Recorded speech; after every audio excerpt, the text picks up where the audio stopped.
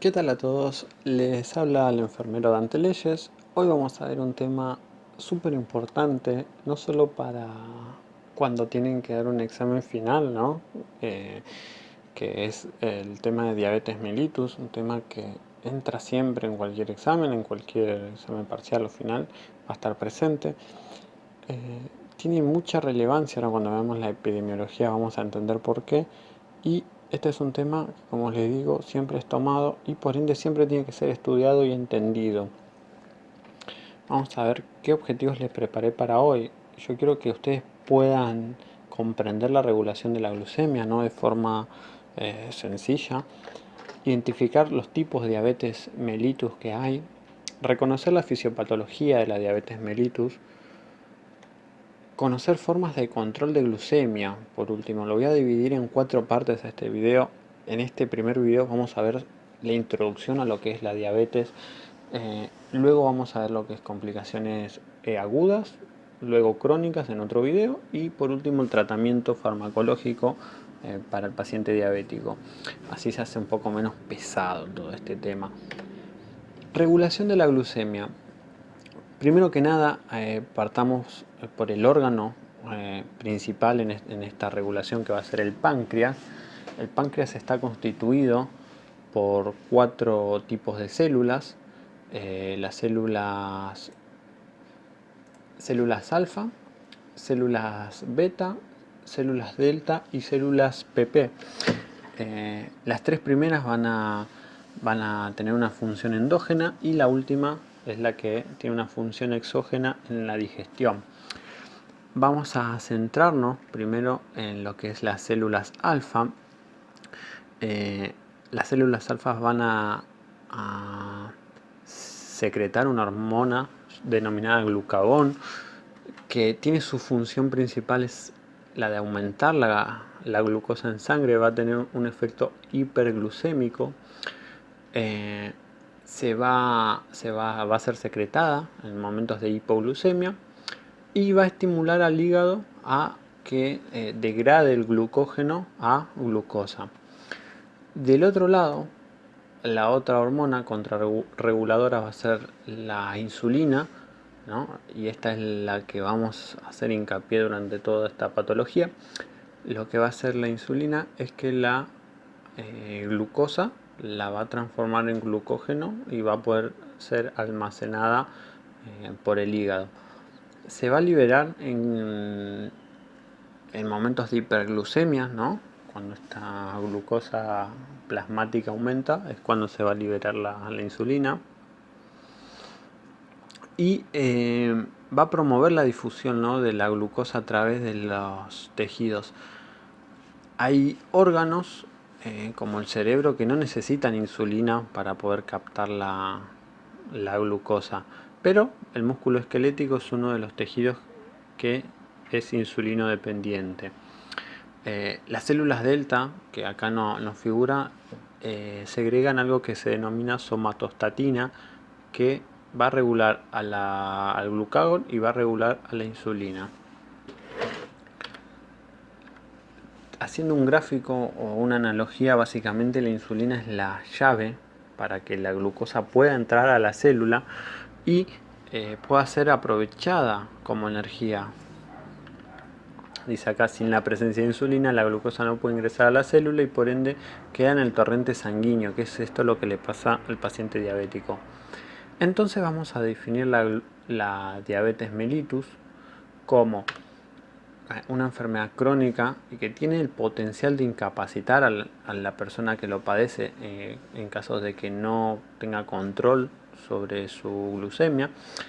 Va a estar caracterizada por episodios de hiperglucemia, que es este aumento de la glucosa plasmática, debido a que el páncreas, específicamente las células beta, no pueden segregar insulina, o porque hay una deficiencia en la captación de esta insulina, o puede pasar ambas cosas. La epidemiología de la diabetes mellitus dice que en la Organización Mundial de la Salud decía que en 2014 había una población de 420 millones de personas que presentaban diabetes mellitus, miren la cantidad, ¿no?, de personas, por eso es tan importante estudiar esta patología, porque tiene una prevalencia bastante interesante. En 2016 fue la séptima causa de muerte. En Argentina, en nuestro país, el 11% de los argentinos, esto es una estadística que salió el año pasado, en 2019, perdón, un relevamiento de datos, donde decía que el 11% de los argentinos, más de 4 millones de argentinos, son diabéticos. ¿Y qué dice la OMS sobre la diabetes mellitus? Que en 2030 va a haber alrededor de 500 a 600 millones de personas con diabetes mellitus. Esta es una enfermedad que va a afectar a países pobres, países del primer mundo. Siempre los países subdesarrollados van a tener mayor impacto debido al déficit de acceso que tenemos a la salud. Nos incluimos, somos un país del tercer mundo. Así que imagínense que golpea a toda la población y no diferencia tanto en el estrato social, si bien siempre cuanto más pobre es la gente, mayor prevalencia tienen las enfermedades. También dice el dato que la mitad de la población con diabetes no sabe que es diabética. Eso es súper interesante porque al desconocer que uno es diabético, no tiene tratamiento, ¿no? Aplica el tratamiento, y es ahí en donde aparecen las complicaciones agudas, las crónicas, y ahí es en donde aparece la incapacidad. Ya vamos a ver qué es lo que hace la hiperglucemia a nivel constante, ¿no?, en el organismo. Tipo de diabetes mellitus. Vamos a tener el tipo 1, que ahora vamos a ver por qué puse eso de insulina. Tipo 2, diabetes tipo 2. Y por último hay un tipo gestacional, ¿no?, que es la menos prevalente, y que yo a esto se lo dejo a la gente de obstetricia o materno que se encarguen de ese tema. Yo voy a hablar de tipo 1 y tipo 2, que es lo que corresponde en este PowerPoint. Diabetes mellitus tipo 1 va a tener unas características. El paciente diabético tipo 1 se va a diagnosticar en la adolescencia, por lo general. No significa que un adulto mayor no tenga diabetes tipo 1, sino que tiene una mayor prevalencia en este rango de edad, antes de los 30 años. Por lo general físicamente son delgados las personas con diabetes tipo 1. Tiene una carga genética, obviamente, que predispone a presentar esta patología o tener mayor riesgo de presentarla. Utilizan insulina exógena, sí o sí van a necesitar la administración subcutánea de insulina para controlar la glucemia. Y desarrollan algo que se denomina cetoacidosis, que es una de las complicaciones agudas que llevan a la internación, ¿no? Además de la deshidratación, la cetoacidosis es el otro cuadro que va a complicar el estado de salud de la persona, y es ahí en donde se diagnostica el debut diabético de la persona, que por lo general se dan antes en la adolescencia. Se estima que de todos los diabéticos, el 10% tiene este tipo de diabetes tipo 1. Su fisiopatología es bastante sencilla. Va a haber una destrucción de lo que son las células beta del páncreas, que son estas azules, entre un 80 y un 90%. Esto es debido a un proceso autoinmune. Se cree que la exposición a virus como la rubiola o el Coxsackie virus puede generar que nuestro propio sistema inmunológico ataque las células beta del páncreas, destruyéndolas. Esta destrucción, cuando alcanza el 90%, es ahí cuando se hace evidente la falta de insulina, y por ende ahí aparece la hiperglucemia. Entonces, recuerden que en la diabetes tipo 1 la característica va a ser que hay una destrucción de las células betas del páncreas. Diabetes mellitus tipo 2, este es el otro tipo de diabetes. Vamos a tener que la obesidad es el principal factor de riesgo. La obesidad es la otra pandemia, ¿no?, que está ya entre nosotros hace muchos años, y que a veces se le presta poca atención o se le resta atención. La obesidad te va a predisponer a presentar muchas patologías y una de ellas va a ser la diabetes. Otra característica que va a tener el diabético tipo 2 va a ser que su edad tal vez se diagnostique más adelante, no antes de los 30, sino de los 30 para adelante, pero como la obesidad infantil está en un crecimiento, también vamos a tener casos de diabetes tipo 2 infantil. Ellos no van a utilizar insulina, entre comillas, ellos van a ser tratados con fármacos denominados antidiabéticos orales, pero con el tiempo vamos a necesitar insulina exógena, ¿no? Si no se puede controlar el peso o los factores de riesgo físicos. A la larga ese pobre páncreas se va a cansar, no va a poder secretar más insulina y vamos a terminar utilizando insulina exógena. Y como sus signos y síntomas son de menor intensidad, es por eso que su diagnóstico se hace más tardío. Si bien van a tener dos de los síntomas principales del diabético, son más leves y por ende más difícil de diagnosticar. Tiene una prevalencia del 90% este tipo de diabetes. El diabético tipo 2 es de mayor prevalencia. Fisiopatología. Bueno, acá vamos a tener tres aspectos para entender. Primero que nada, la resistencia a la insulina que van a tener los receptores ubicados en los tejidos. Esta resistencia está dada básicamente, como les mencioné, en el paciente con obesidad debido a que el adipocito, que es esta célula que almacena los ácidos grasos en forma de triglicéridos, se va a exceder su capacidad y entonces los triglicéridos se van a empezar a depositar en el músculo esquelético. Al suceder eso, va a generar resistencia para que la insulina sea captada y por ende va a ser más difícil controlar la glucemia. El otro factor a nivel pancreático es que las células beta segreguen insulina, está bien, podemos segregar insulina, pero no es suficiente para controlar la glucemia. Lo que va a generar es que van a controlar lo que es la cetosis, que ahora cuando veamos complicaciones agudas van a entender un poquito más eso. Y el otro factor va a ser que el hígado aumente la producción de glucosa hepática. Estos tres factores son los que van a caracterizar la fisiopatología de la diabetes mellitus tipo 2. Signos y síntomas de diabetes mellitus. Acá vamos a explicar por qué presenta esta triada, ¿no? Estos son los tres signos y síntomas más comunes: la polifagia, la polidipsia y la poliuria. Tarea para casa, si no saben lo que es, ahí igual con la imagen queda claro qué es cada uno de esos términos, lo buscan. Voy a empezar explicando poliuria. Está bien que ustedes me digan los tres signos y síntomas, ¿no? Que en un examen lo diga, pero ¿por qué pasa eso? ¿Por qué tiene poliuria? ¿Por qué polidipsia y por qué polifagia? Es algo que yo pregunto siempre porque soy bastante curioso. Vamos a empezar por la poliuria. ¿Por qué orina tanto el paciente diabético? Sepan que en Grecia, al principio de los tiempos, cuando se dieron cuenta que existían estas personas que orinaban mucho, se empezó a usar la palabra diabetes, que en griego significa sifón. Y mellitus viene de dulce, de miel.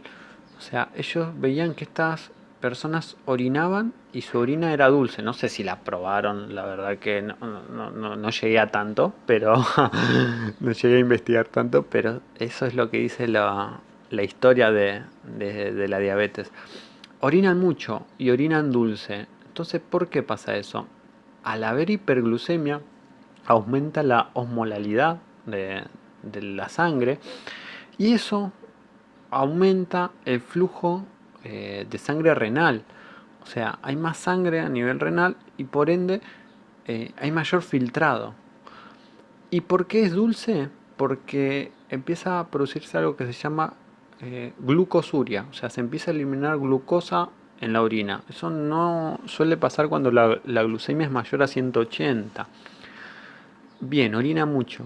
La polidipsia, que es el otro síntoma, va a ser debido a la deshidratación que tiene esta persona. O sea, es obvio que si orina mucho, va a necesitar tomar más agua para compensar esa pérdida. ¿Y entonces por qué tiene polifagia? Me van a decir. ¿Por qué necesita comer tanto? No tiene insulina. La célula necesita energía de algún lado. Y si no tiene esa energía, va a sentir que tiene que comer. Esta persona come por eso, porque la célula tiene hambre. Le está pidiendo hambre de hidrato de carbono. La glucosa es la principal fuente de energía. Si no hay glucosa, el, cualquier célula te va a decir, che, empezá a comer porque no nos estamos muriendo de hambre. Básicamente, eso es lo que pasa en la triada de las 3P. Puede ser que esté cansado debido a que no pueda aprovechar la glucosa y luego puede aparecer pérdida o ganancia de peso. Por lo general aparece la pérdida de peso, primero porque se deshidrata y debido a que esto que expliqué de que no hay aprovechamiento de la glucosa, entonces no se puede almacenar las proteínas ni los lípidos. Puede haber visión borrosa también debido al aumento osmótico, ¿no?, que hay. Puede aparecer lesiones en la piel, náuseas y vómitos. Todo esto es debido a la hiperglucemia. ¿Cómo se va a diagnosticar entonces la diabetes?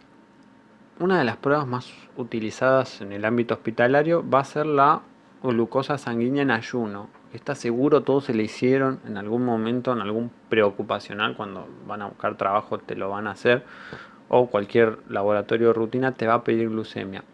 Por lo general esto se pide en ayunas si está preestablecido y es positiva si supera los 126 miligramos por decilitro de glucosa en sangre. En 2 exámenes, porque siempre se trata de comprobar. Sepa que el rango normal de glucemia en ayunas es de 70 miligramos por decilitro de sangre a 110 miligramos por decilitro de sangre. Prueba de glucosa al azar, que va a ser una glucosa plasmática, o sea, extraen una muestra de glucosa en cualquier momento del día y si supera los 200 miligramos por decilitro de sangre y tienes sintomatología de diabetes, es muy probable que sea diabetes. Y el otro es el que se hace en las mujeres que están en gestación, que es el test de tolerancia a la glucosa oral. Que en esta prueba lo que se hace es tomar una muestra de sanguínea para medir la glucemia, luego se le da a la persona para que tome 75 gramos de glucosa anhidra y luego a las 2 horas se tiene que volver a tomar una muestra de sangre y va a ser positiva si a las 2 horas supera los 200 miligramos por decilitro de sangre de glucosa. Estas son las 3 pruebas básicas que se pueden hacer para diagnosticar la diabetes. Y después hay 2 pruebas de control. Que hay una que sí o sí la tienen que conocer, que la hace enfermería, que es el hemoglucotest o la prueba de glucemia capilar, que se va a utilizar como valor de referencia de la glucemia antes de administrar insulina, por eso lo hace el enfermero. Y la técnica consiste en realizar una punción, como ven, en la yema del dedo, lo cual va a generar una gotita de sangre capilar y lo va a medir este aparatito. En cualquier servicio hay un glucómetro, así que siempre antes de aplicar esa insulina tiene que estar esta prueba. Y la otra prueba de control es la hemoglobina glucosilada, que esta es la prueba donde buchonea un poco al paciente diabético a ver si estuvo haciendo bien su tratamiento, si la dieta fue correcta. Este test va a mostrar la cantidad de glucosa que se unió a la hemoglobina durante los 120 días de vida. Y su intervalo normal es de 4 a 6% aproximadamente. Hasta acá llegó esta parte de diabetes. La bibliografía que usé es en enfermería médico-quirúrgica, como siempre. El volumen 1, ahí van a encontrar todo. La página de la Organización Mundial de la Salud, también leí un poquito de ahí. Y me sorprendió también, como siempre, en la página del Ministerio de Salud de la Nación, que tiene buena info. Ahí les dejo el link. Muchas gracias. Lo hice corto. El próximo video vamos a ver complicaciones agudas. Y ahí es donde está lo interesante y ahí también es donde está un poquito la acción. Espero que les haya gustado y nos vemos al próximo video. Adiós.